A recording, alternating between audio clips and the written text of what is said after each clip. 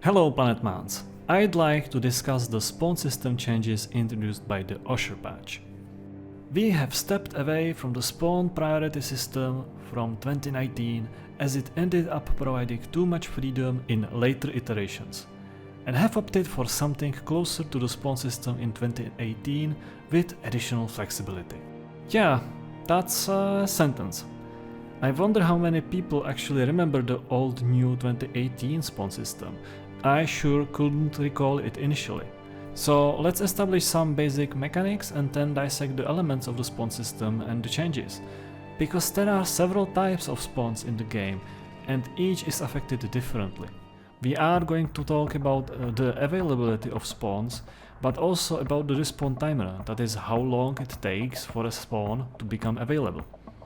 There is one important observation about the timer. It starts when you die or when you start redeploying. So those 10 seconds are not entirely wasted. So if you have a choice to either safely redeploy or charge the enemy, redeploy is actually faster. Now let's go over the spawn types. Hard spawns are the fixed spawns in bases. Easy. In both spawn systems there are several conditions that each can make the spawn available to you on its own. The most basic condition is that the warp gate is always available. Another basic option is the local spawn, so that when you redeploy or die in a friendly base, you can always deploy back to that base. Maybe there's an exception if it's cut off, not sure what happens then. But there is one slight difference. In the old new system we have 12 seconds respawn time, and that was actually originally 15 seconds, it just got patched. And in the priority system we had 7 seconds, that's significantly faster. So that means the players are going to watch the redeploy screen for a bit longer now. But the biggest difference is in availability of remote bases.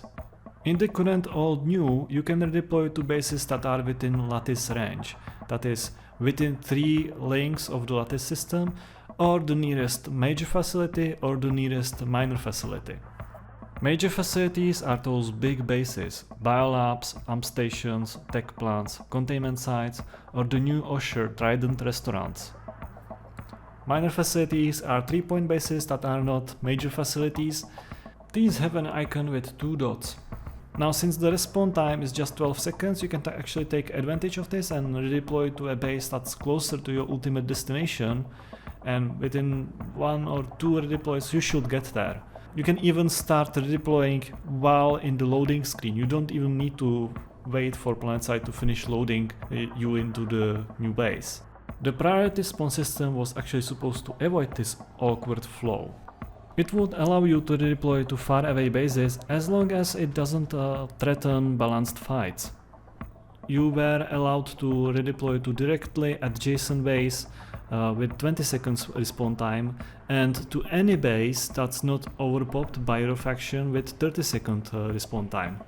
These respawn times were meant to simulate redeploy hopping from the old new system, so that players are not too mobile, so that strategic gameplay is still feasible.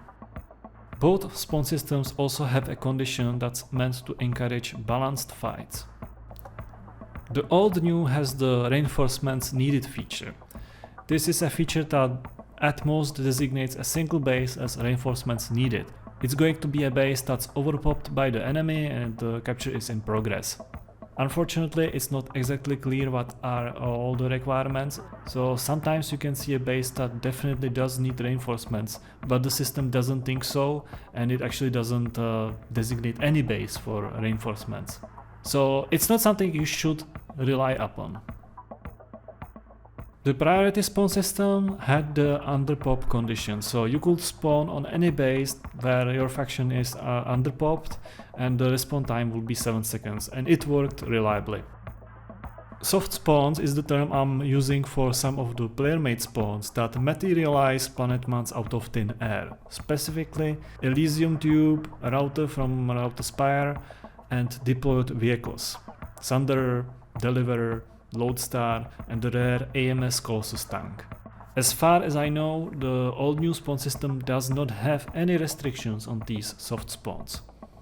The only slight nerf is that Sandy's respawn time is 5 seconds longer than it was in priority system, but that's only to maintain balance with the hard spawn changes.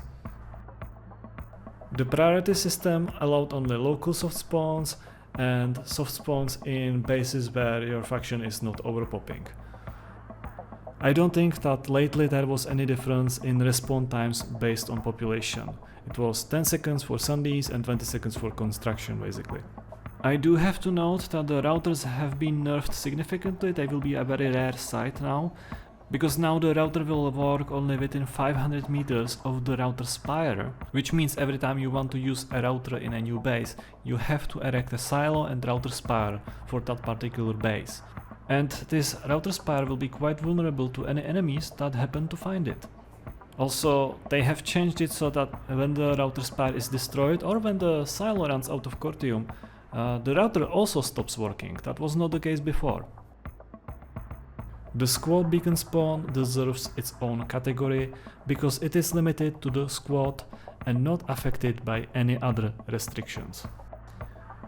The only difference is that in the priority system it had 20-second respawn time, where in the old new it's 0 seconds. But you have to also account for the drop time, so it's not actually 0, but at the same time you can also steer the drop pod, so it's not completely wasted time.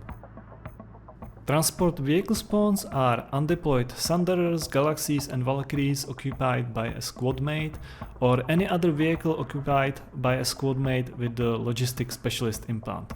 These are available only if there is a free seat, because you are put on such a seat upon spawning. I don't think there are any changes in how these work. You can deploy to them if they are nearby. I think there's like some limit in meters. It's not based on base boundaries. And you can also deploy to the vehicle if it's in a friendly base where there are no enemies currently. And that basically supports the use case where somebody pulls a galaxy and the whole squad deploys into that galaxy while it is en route to whatever fight it's going for. The Outfit Wars update has introduced a couple new spawn options that don't really impact infantry fights much, but for the sake of completeness I will mention them. The first one is the Bastion Fleet Carrier, which is equipped with a spawn, but it is available only to the outfit that deployed it, and it's usually used to spawn ESFs for the defense of the Bastion Fleet Carrier itself.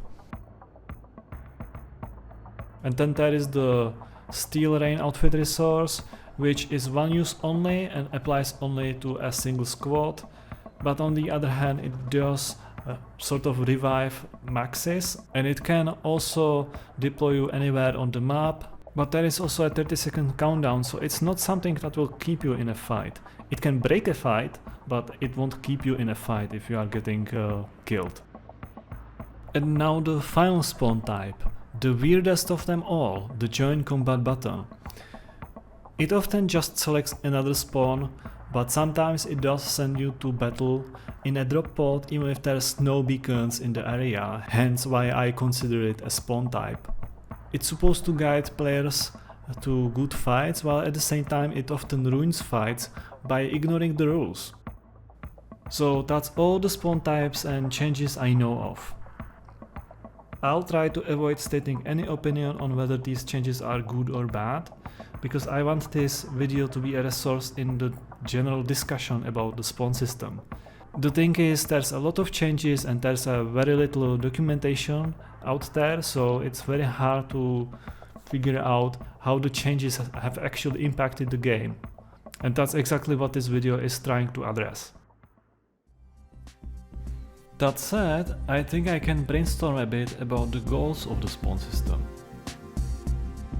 Encouragement of balanced fights, because steamrolling all day gets old even if you are on the winning side. Conducibility to strategic gameplay, because the point of having an entire continent to fight for is to have some level of strategic gameplay there. And conducibility to logistics gameplay, because that's what makes strategic gameplay more interesting. The spawn system should also be intuitive. At the very least, the new player experience suffers when you can't really figure out why you are allowed to spawn on some bases but not on others. That's all I have, so thanks for watching and see you next time.